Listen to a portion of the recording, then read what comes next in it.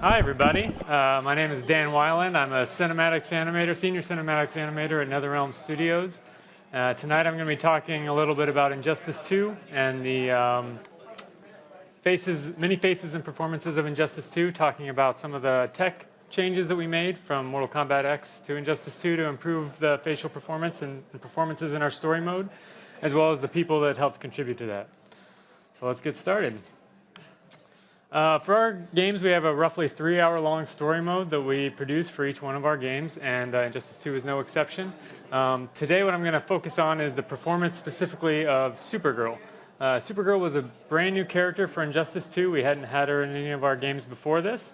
And she was also one of the first characters that we revealed at our E3 announce back in 2016. So just to start things off, let's take a look at one of our story trailers that we released before Injustice 2 came out.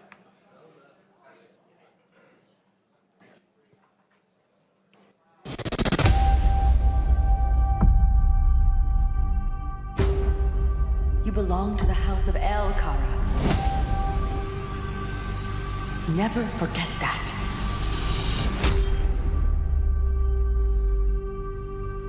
Never give up hope.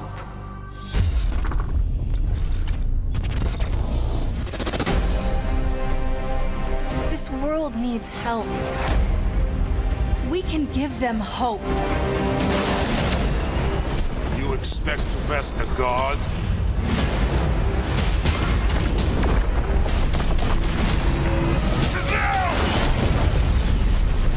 Kryptonians, don't surrender!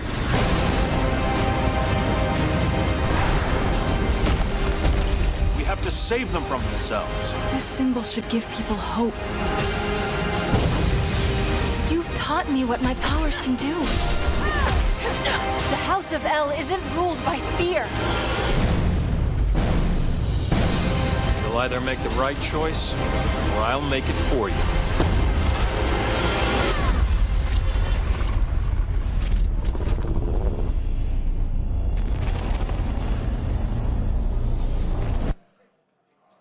So that was a little bit of Supergirl's performance from Injustice 2. So when we talk about performances, kind of one of the first things people tend to think about is the voice actors. Certainly a great place to start. For Injustice 2, Laura Bailey was the voice of Supergirl. She's an amazing voice actor who's been in a ton of stuff recently, and prior to that, she was most recently in things like Uncharted 4, Uncharted Lost Legacy. She was also Catman in the Telltale Batman games, playing no favorites here. She was also Black Widow in Marvel vs. Capcom. She's been all over the place, including TV stuff too. So we were super privileged to work with her as a Supergirl for Injustice 2. We've had a history of working with great VO talent for our games. Kevin Conroy is the voice of Batman from the 90s animated TV series. Tara Strong, the original Harley, is the Harley in our game. We also had some other people that you don't typically associate with voice acting. We were able to get Robert Englund, Freddy Krueger as Scarecrow, which was awesome, and Jeffrey Combs as Brainiac. So we've always tried to work really hard to get the best voice actors we can for our games, because that makes a huge difference in the performance. One of the other things that we focused on for Injustice 2 was improving our character creation pipeline. At the start of Injustice 2, we hired on a new character lead, Brendan George, who was a big factor in pushing us forward and improving our character pipeline from our previous games. So one of the things that he pushed right out of the gate was creating a facial scanning room to use photogrammetry to scan real people, real faces, and make those the characters in our games. We lovingly named this room the Flesh Pits, after Shang Tsung's Flesh Pits from our Mortal Kombat series, so it's not as gross as it sounds. And so what we did was we put together a room that had 44 DSLR cameras. They had 50mm fixed lenses, and they basically circled the actor and took a bunch of pictures of their face. It took about 2 to 3 days to process the data from the pictures that we took from there and get it into the game to start working with it with our character artists. But it was a huge part of the process that we wanted to do to make sure that we had the best quality characters we could get. For Injustice 2, to find the people to be our characters, we worked with modeling and talent agencies in the Chicago area, which is where NetherRealm is located. And the art lead, the character lead, and creative director all came together to make final decisions on who would be the face of, in this case, Supergirl. when we were looking at models and actresses for this stuff, we weren't looking for anything technical at this point. We weren't trying to find a person with a perfect face symmetry or anything like that. We were really just looking for who looks like Supergirl. That was kind of the whole focus of our search. So we found our Supergirl, Elizabeth Labadie. She was an actress who became the face scan for Supergirl. And we brought her into the studio and scanned her face. We scanned 18 different expressions for this. And from that, we were able to get geometry in the game. From those 18 expressions, we split that into roughly 90 different blend shapes and then broke that into left and right. So for each character in our game for Injustice 2, we had roughly 150 or so blend shapes. But in addition to blend shapes and geometry, we were also capturing textures, materials. We were getting the color maps for the actual pigmentation of the face, the skin, as well as wrinkle maps and blush maps. So when the character screams, like Elizabeth is doing here, see the blood would rush to the different areas of her face, the cheeks, the nose in this case. All that information is captured as well with the facial scans, so that in our game, when Supergirl screams, the blood rushes to the right parts of her face. I'm trying to take as much from real life as we possibly could and put it into the game. But we're making a superhero game. It's characters that are based on comic books. So we didn't necessarily want it to be a hyper-real face. We wanted some amount of stylization in there. So we made adjustments. We took our face scan for somebody like Superman, gave him a bigger jaw. Other characters, we would remove blemishes from the face, things like that. There's a desire to be realistic in the game, but we're also trying to find kind of that point between Elizabeth, the real person in real life, and Supergirl, the comic book character that we're basing our character after. So our character lead, Brendan, he had a big part to do with this. He actually wanted to bring a deeper understanding of facial anatomy to the characters in our games. So he did that by studying classic illustrators like Andrew Loomis, and also more contemporary influences like Scott Eaton, who does the Bodies in Motion series, which is a great anatomical study for muscle structure and movement on the face, kind of like a Muybridge for the modern era. In addition to reading these studies on things like beauty and facial symmetry to improve our digital models, Brendan also researched how we modify our facial anatomy in real life. He read a bunch of plastic surgery studies and took that information and applied it to our digital characters. So the same way that plastic surgeons may make someone younger in real life, we use that same science to make our characters look beautiful in our game. So all this effort to really understand the science of the human face paid huge dividends, not just for the character model, but also it was incredibly important for creating the animation rig itself. Even if we had a really great looking character model and a default pose, we wanted to make sure to build the character with the correct anatomical construction of the shapes and the muscles in the face, so that when we applied animation to it, it wouldn't all just fall apart. Another thing that Brendan took pains to do with our characters was apply makeup to the characters. For the raw scans, we scan people without any sort of makeup. We want as much real life information as possible, every pore and freckle and blemish. We want all of that.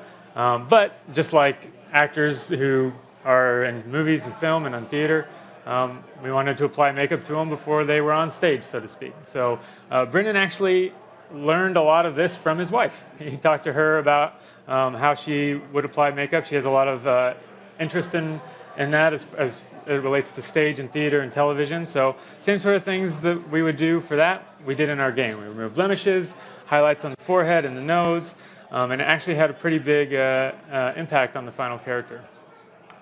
So this wasn't something we got right out of the gate. This is a learning experience for us, just like anything that you do.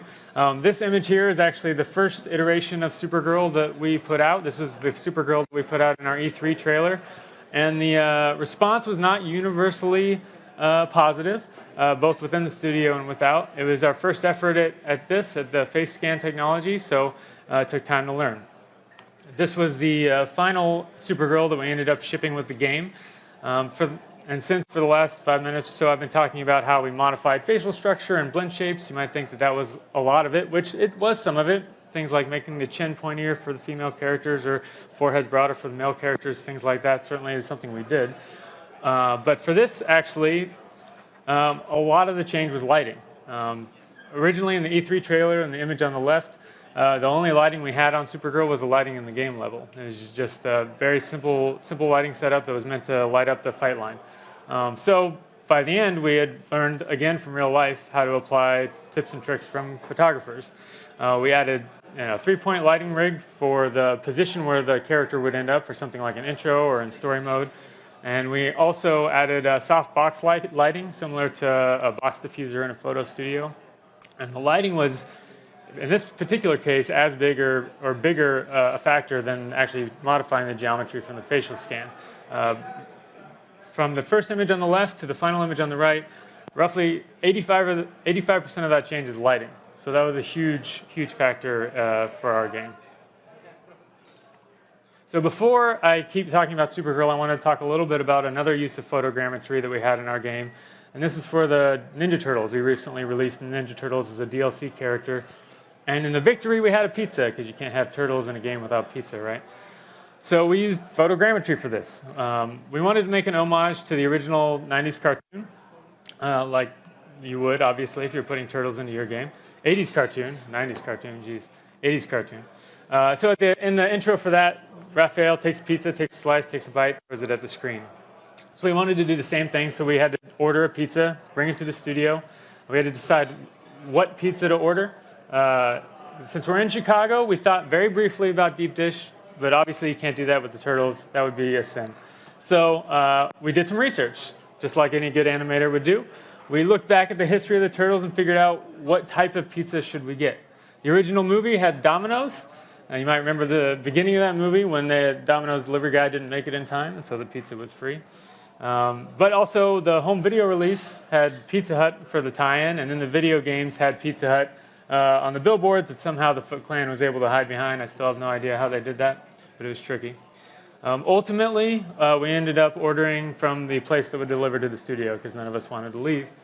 And I'll leave it as a exercise for the reader to figure out which place that was from. But the actual scanning of the pizza itself, which was kind of the whole point of this slide, that was primarily headed up by Joshua Gutierrez and Jonathan Thompson, two of the guys in our studio from the environment team. And they did an awesome job. We took photos of the pizza, brought it into the game, obviously modified it a little bit, but the final result, and since I had zero to do with the pizza, I can say this with all humility, it's the best looking pizza in video games, bar none. So here's a little taste of that. Nice. Pepperoni. It makes me hungry every time I see it. All right, so back to the point of this, which is our animation. So for Mortal Kombat X, we had a bone-based rig.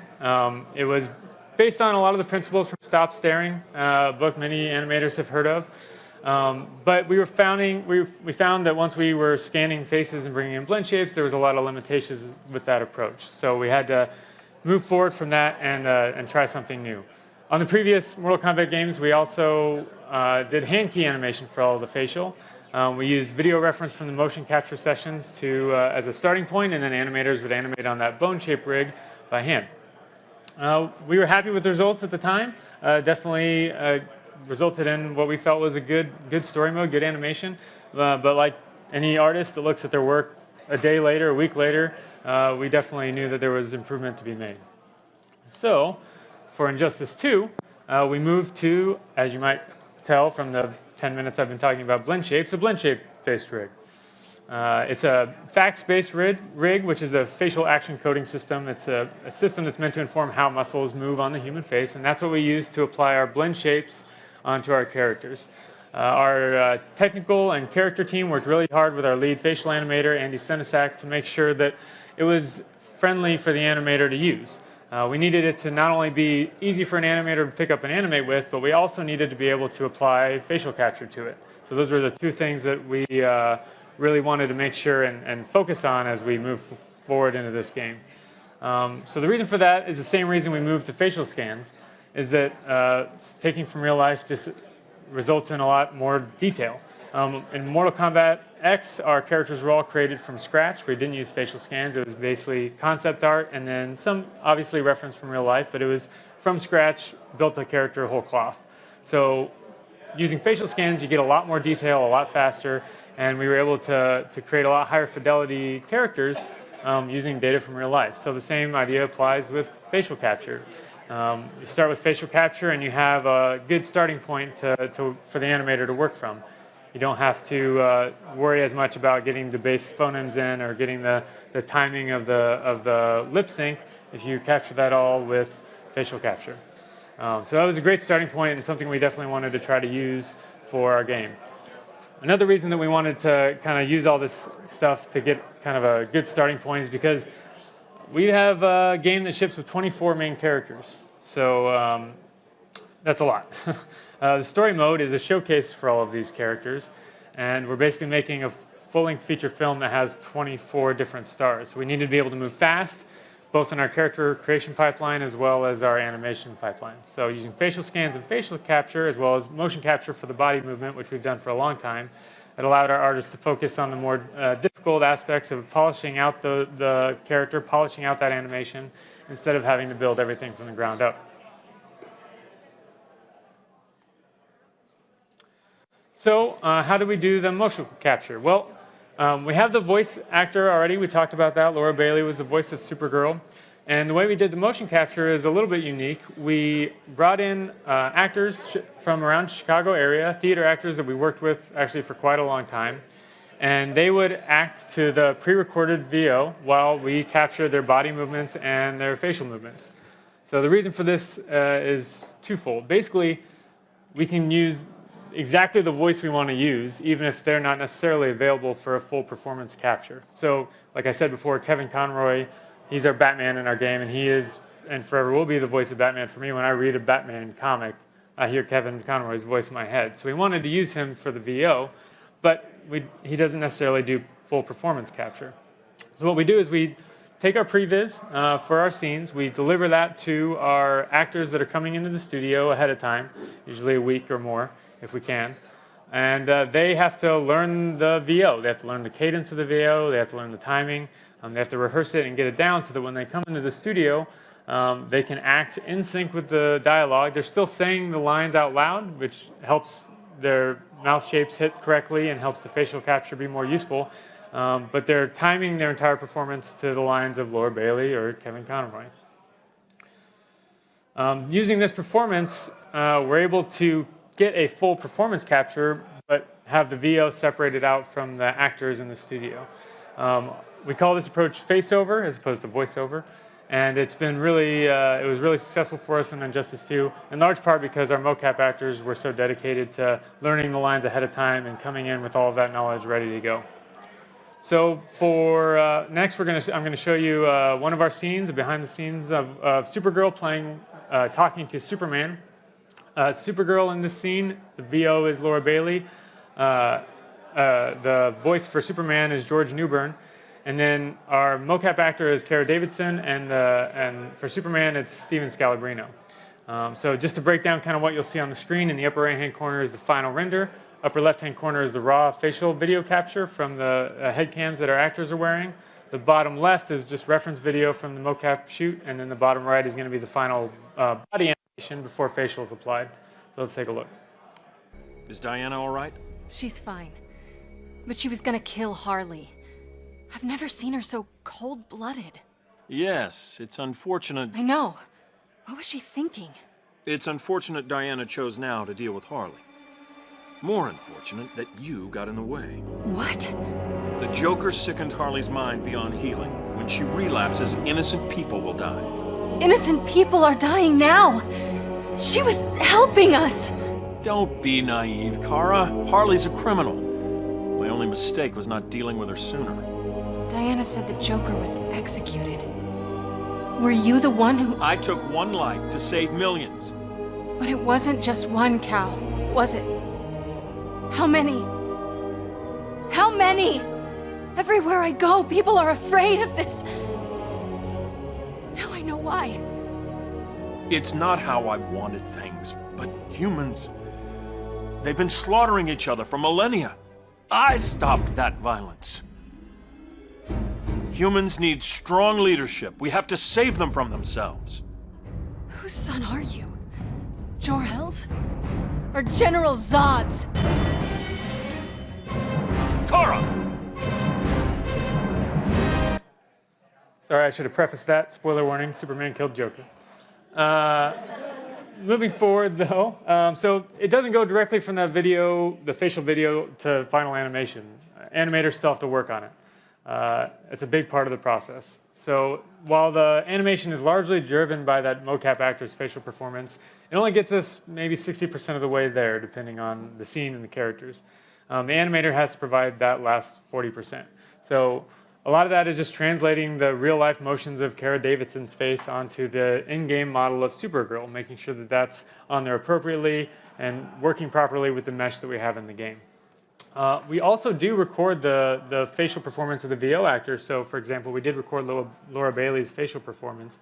And occasionally there'll be something in that performance that we want to put into the game that didn't happen on the mocap stage. So that's another area where the mocap, or where the facial animator might take a piece out of Laura's performance and add it to Kara's performance to get what we wanted in the final game. So in addition to that, we also have the body motion capture. This is a little bit more common practice that we've been doing for a long time. But there's still a lot of animation that's involved in the body performance. So one of the things I really love about working in NetherRealm is that I'm working with these incredible characters, these superhuman cyber ninjas and superheroes and magicians and turtles. All these things are super fun to animate. And in large part, it's fun to animate because they're bigger than life, right? In that last clip, for example, Supergirl flies out of the Fortress of Solitude in a huff. And so that's not something that's easy to motion capture. We do capture something for that, and let's take a look at that so you can kind of see what we started with for that moment. Oops. Clicked a little too fast there. Jor-El's? Or General Zod's? So that's the motion we started with. Obviously not exactly a flying zoom out of the Fortress of Solitude. So as an animator, you take that and you just basically do a lot of hand key on top of it. So a motion capture, informs it for the timing of when she launches and the general pose. It takes a lot of animation work on top of it to get it to its final form. While on the mocap stage, just like most people use motion capture, we try to recreate the sets as much as humanly possible, give the actors something to interact with. Not only does this help match the motion that we capture to the in-game levels, but it also helps the actor just worry about acting. If Kara doesn't have to worry about pretending to climb into a spaceship, then she can worry more about saying goodbye to her mother. So this is the scene we're about to show.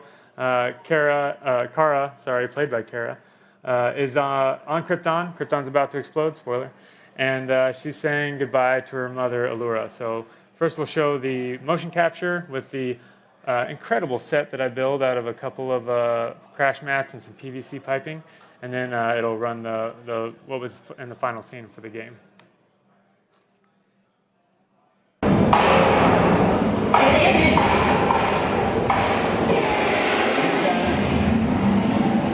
Gets in the seat and gets. So that was the motion capture. We just built a set. It wasn't particularly fancy, but it gave Kara enough to interact with so that when we put it into the game, it was closer to matching up with what we wanted than we would have if we just had her pretend to do that without any sort of interaction. So here's the final scene. Never give up hope. Get in.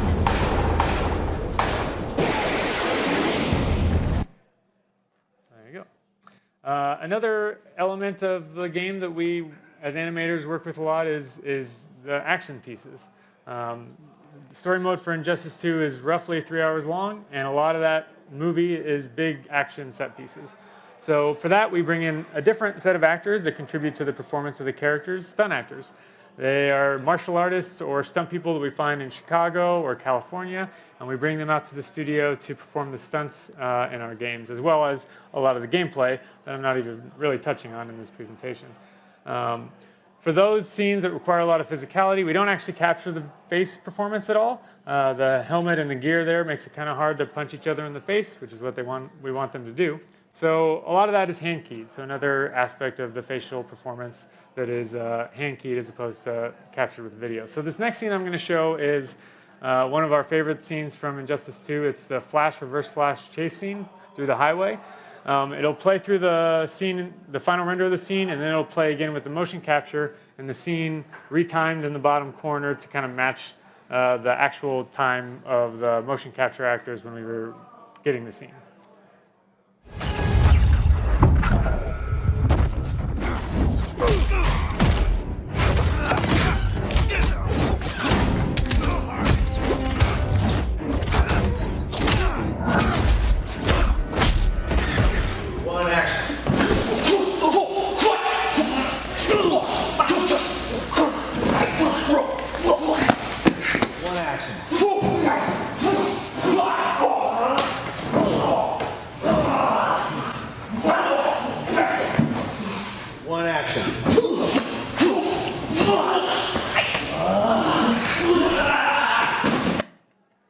So that was Nate Hitfus and Alfredo Sanchez, are two of our stunt guys that did an amazing job on that game.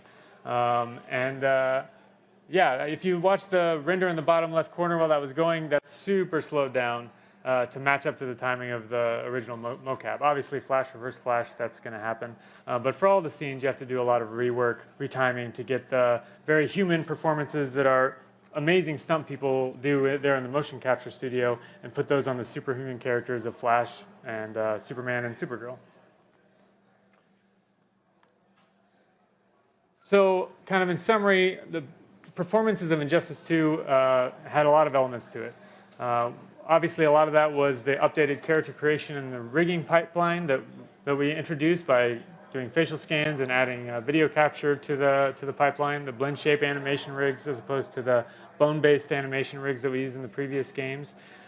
Doing the face-over method of combining pre-recorded VO with our talented Chicago-based actors to get really a full performance kind of broken into pieces was a huge factor in making those performances last. And then, honestly, it's just working with a bunch of people who are super passionate about the game and want to put out the best product they possibly can. So, as kind of a final summary here, I wanted to go through our credits and just show you the number of people that contributed to this one character in this one part of our game. So just for story mode, just for Supergirl, this is the credits list. So it all starts with the story written by lead writers Dominic Cianciolo and Sean Kittleson. Without the words, without the scenes, there is no performance. So that was the starting point for everything Supergirl. Obviously, we mentioned Laura Bailey, the voice actress, who was the beginning of that performance. The VO was the first thing to give those words that the writers wrote life, and so that was a big part of the performance. We have 3 different motion capture actors that contribute. We have Lauren Mary Kim and Mindy Kelly, who were the stunt actors for Supergirl's performance, as well as Kara Davidson, who did the acting part itself. Those were a big part of the performance of Supergirl.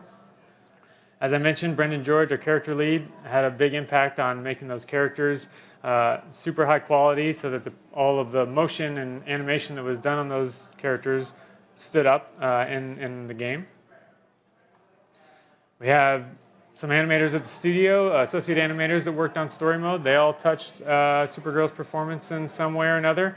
And then another realm, we have a pretty small cinematics team. It's roughly 10 people, so a lot of the work is done with outsourcers, with external partners that we work with throughout the course of the project. So this is one of the external partners that we use, and that's the team of animators that worked on Injustice 2. Not everyone in here probably worked on Supergirl specifically, but let's say maybe a third of them did.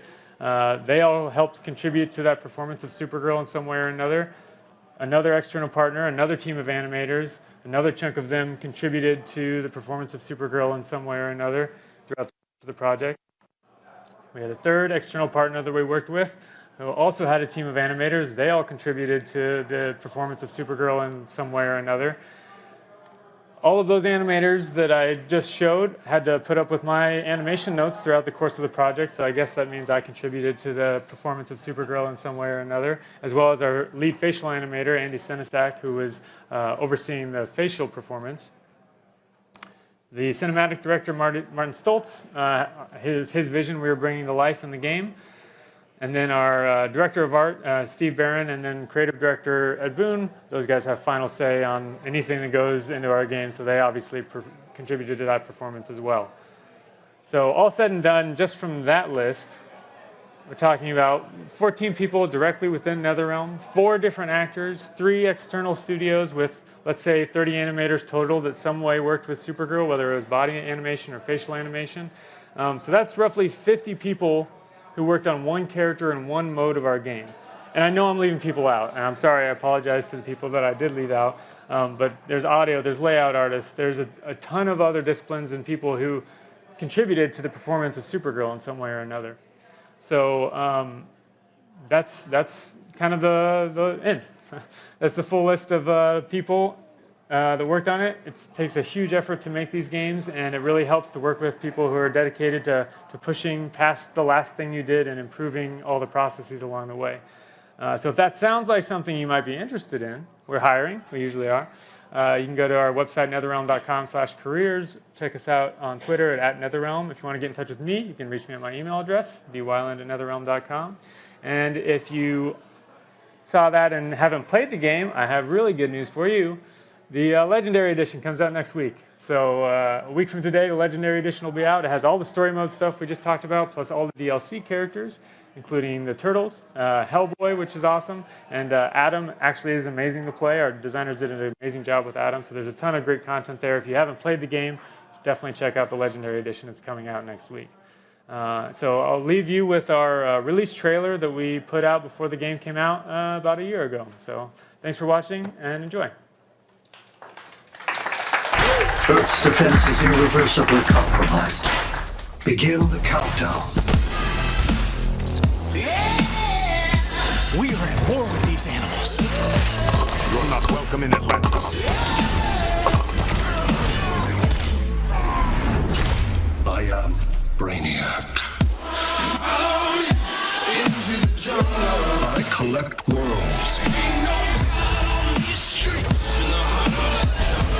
Ready for some slapstick?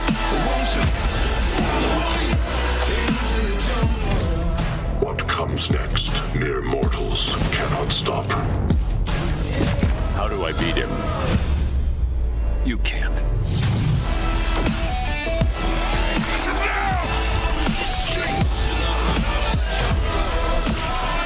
Earth's time is up. Injustice 2. Play anywhere May 16th. Rated T for teen. All right, hi, and we're here with Dan, who you just watched give an amazing talk about the Injustice 2 story mode. Thank you. How are you doing, Dan? I'm sorry. good. I'm sorry if I freaked you out. As I was army crawling to get my laptop. Yeah, you were like laying down in front of the... Yeah. And now my butt has been plastered all over the internet by them. That's going to happen. Yeah. That's all right. It's all right. That's why I do the squats. That's good. That's why I do the squats. Yeah. So we have some follow-up questions from the stream, and we are we're gonna. If you all have some more questions that you want to ask, I'll try and pay attention to the monitor as well. But we're gonna start. We're gonna give you a softball, Dan. Sure. What do you use for your hair? Whatever's on sale is the real answer to that. All right. Yeah. All right. Yeah. So do I. Yeah. Yeah. Yours it looks. works. I mean, it looks good. You know, it's a lot of work, but it's worth it in the end. I agree. All right. From a bag of candy. I feel like a bag of candy has been asking a lot of questions. Does photogrammetry fix the dead mouth look that mocap often brings? No, I wouldn't say that. For photogrammetry is really just getting you the character mesh that you're going to work with. If the dead mouth look you're talking about is related, like with relation to mocap, the way to fix that is with animation. You got to have animators who go in and polish that stuff off and make it look as good as possible on the character that they're animating. So, like I said, facial capture is just kind of a starting point. Get you a lot of the basics, but to really polish it off and make it look good, you have to have an animator in there to do their job. Yeah, that's good. We do like to do our job. We do. So it's good that there's jobs for us to do. I like having a job. Yeah, I like it too. It's kind of nice to make a rent. We have the next question is from Travdar. How often do you have to reel back the animations from motion capture because the actors were overacting? For us, it's not too often, actually, mainly because the actors that we've been working with, and like Cara Davidson and Steven Scalabrino, some of those people that we worked with in there, Larissa Julianis, I forgot to mention, was in that Allura scene. We've been working with some of those people for a really long time. In fact, some of our mocap actors go back to like Blitz the League in the Midway days. Wow. So not only have we been working with them a long time, but they're just professionals. They're good. They're not acting with mocap in mind. They're just acting. And so occasionally we'll have to dial something back if it's a particularly tight shot and just the amount of head movement or something like that is a bit much for the framing of the camera. But really, they do a great job of giving us a strong performance that's in line with what the character would do. Nice. Yeah. And I guess, I don't know if this is still a relevant follow-up, but how often would you say that the motion capture becomes more reference rather than the law of the performance? It really is up to kind of the animation lead, so like me for the body motion, or Andy Sinesak for the facial motion, and the director Martin Stoltz. If what we get in the motion capture isn't quite what we want, ideally we see it in that moment and we do a new take, because doing another take of mocap is much cheaper than fixing it and quicker than fixing it in animation. But occasionally maybe we get an idea later about the way a scene should play out, and so we have to change that performance a great deal to get it to fit what we want. But in an ideal situation, we get the performance out on the mocap stage, so we don't have to do a lot of totally reworking something in animation. Nice. Yeah. Our next one from ZeroZen888. I said very hard T's on those 8s. You have to. Yeah, you have to make sure it's loud in here. Mm-hmm. How did animators come up with fighting moves for the game? Did they learn martial arts, or was it a lot of imagination? The animators work with our design team to kind of figure out the move sets that they want for the characters in the game. And full disclosure, we're getting a little out of my area of expertise here. I mainly work on the story mode cinematics, so I'm not super involved in the gameplay. But we do have animators on the team that are into martial arts. One of our senior animators leads there. Carlos Piscina is super into wushu martial arts. He's actually the original Raiden. Oh, wow. Yeah, the video sprites from the Mortal Kombat. So you 1. weren't joking when you said there's still people around from way back in the day doing this stuff. Nice. Yeah. And so Carlos is a big part of, he helps design a lot of those moves along with the designers, and he does a lot of like fight choreography for our story mode as well. He's a big part of that. So it's a collaborative effort, just like everything at that studio. Nice.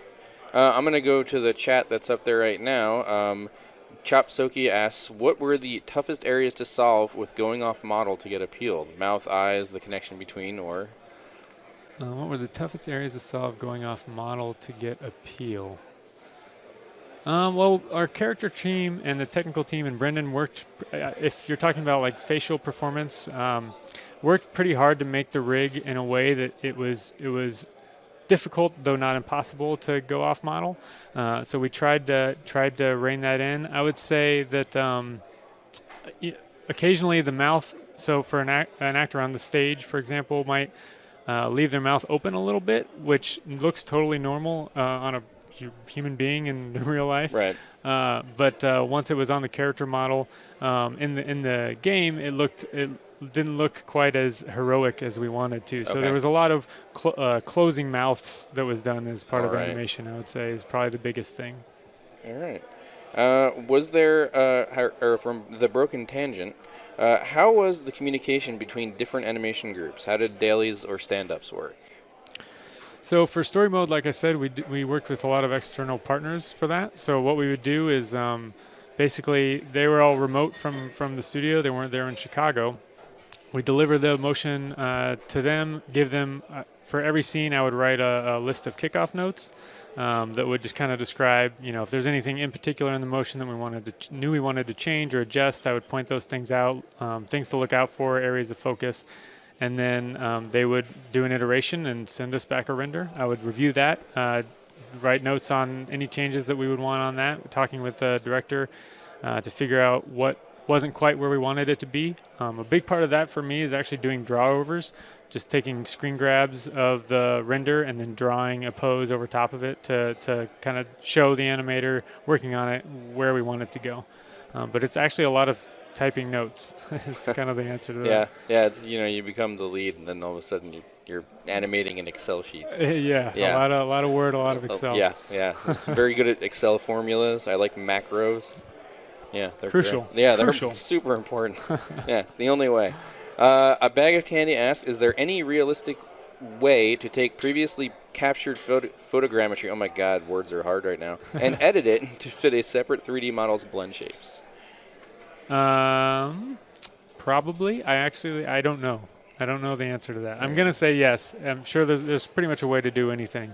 But I think the blend shapes that you get from the facial scan are really the best way to use that data. Trying to kind of retrofit them onto another model, I feel like would be difficult. But that's really more of a character lead question than it is an animator question. All right. Well, we'll try and find the character lead, and we'll make them answer.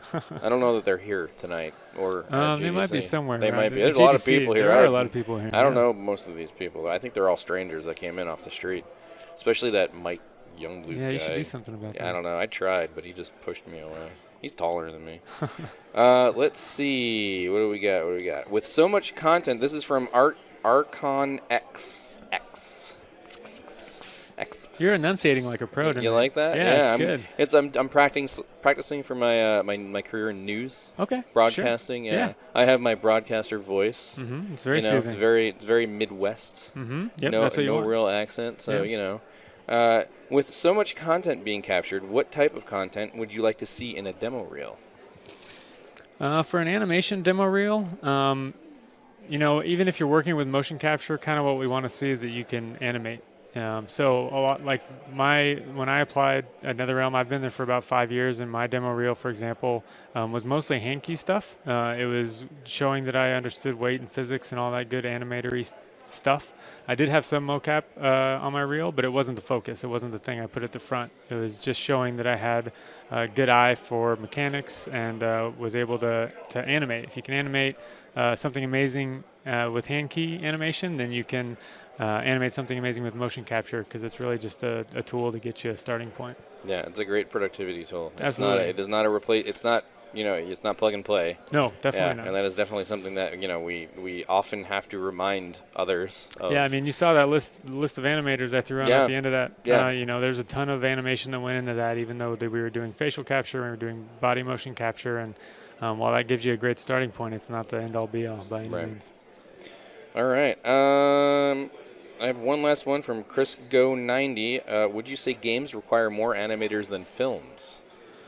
Oh man, that's a tough one. I don't think so. It depends on the scope, right? If you have a small, you can create a game with a small team if the scope is small enough. The bigger it grows, the bigger animation team you need. Same goes for film, I imagine. So. I've never worked in film, but I've watched the credits of films, and there's a ton of animators. A lot of people. Yeah, and there are plenty that aren't credited either. That's and true. There's a big thing about it. I mean, there should be, and there's, it's a big deal. Yeah, we as far as I know, we definitely try to put everybody who worked on our game in our credits. It doesn't make any sense to me not to do that. So we have a big animation team that worked on Injustice 2 because it's a big game. We're doing, in addition to the game, 3 hours of story mode, which is basically a feature film. So I don't know which one's bigger, but there's a lot of people working really hard to make awesome things, and they all deserve to be recognized for it. Nice. Yeah, I mean, for me, at my studio, I'm the only animator. So, I mean, you have a lot of studios that are like that. Absolutely. You do a lot of stuff, and then you have other studios that, hundreds. And, even then, there are films, there are short films that are done by one person. Yeah. So, yeah, it really does just depend on scope and what you're trying to do. And, so, all right. Well, it sounds like we're ready for the next segment. Dan, awesome. Thank you for joining me. Yeah, thank you for having me. We are now going to go to, I don't know if am I allowed to swear on the television? I can swear. Okay, good. It's not even TV. It's the internet. Can you swear on the internet? It's my broadcasting voice. We will now go to Gwen Frey, who's hosting Fuck It, We'll Do It Live.